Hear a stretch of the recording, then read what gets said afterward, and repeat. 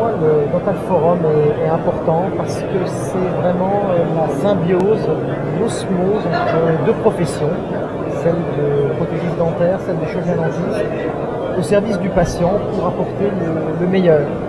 Voilà ce qu'est le Dental Forum, c'est l'innovation, c'est le travail d'équipe, c'est l'évolution de cette profession. Pour moi, le Dental Forum 2014, c'est tout simplement l'évolution d'un métier, l'évolution des techniciens, l'évolution des matériaux. On voit dans ce salon aujourd'hui 4 cams, des très belles conférences. Donc c'est une évolution du métier. C'est une très belle évolution du métier. L'esthétique en prothèse implantaire est primordiale parce que la donne a changé. L'implantologie, il y a 20 ans, quand je la pratiquais, le cahier des charges était extrêmement simple. Il fallait redonner une fonction à nos patients. Aujourd'hui, les exigences sont plus les mêmes.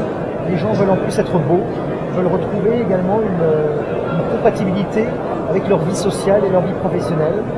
Donc, les attentes sont beaucoup plus hautes. Le cahier des charges est beaucoup plus élevé et il faut être esthétique. Pour moi, le concept de la transparence est très facile. Aujourd'hui, on a un métier, aujourd'hui, on a un savoir-faire qu'il faut savoir partager, qu'il faut savoir expliquer. La transparence, c'est tout simplement vis-à-vis d'un patient, vis-à-vis d'un praticien, aujourd'hui vis-à-vis des laboratoires.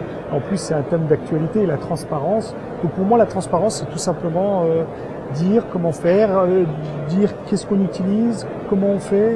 C'est un peu le cheval de bataille d'aujourd'hui, donc la transparence. Ce qu'on a voulu appeler la transparence, c'est tout simplement montrer notre quotidien. Comme nous l'avons dit dans notre conférence, l'idée n'est pas de montrer que les plus belles choses qu'on réalise, mais également les difficultés qu'on rencontre. Le fait d'avoir déjà une communication efficace entre nos deux professions et de faire partager aux confrères et aux prothésistes ce qui a bien marché ou ce qui a moins bien marché et comment on a réagi, ça nous apporte, c'est ce qui permet de faire évoluer notre métier, c'est ce qu'on attend également des autres. Mais dans l'absolu, aujourd'hui, on a des matériaux qui offrent une capacité de pouvoir réaliser des belles choses. Oui, on peut avoir une âme artiste, évidemment. Il y a aujourd'hui, dans ce salon, j'ai vu des très bons techniciens et je pense qu'ils ont vraiment l'âme d'artiste, quoi. Il n'y a pas de problème. Mais bon, oui, on peut l'être, Avoir une âme d'artiste pour réaliser notre métier, je pense que certains actes peuvent être opérateurs dépendants.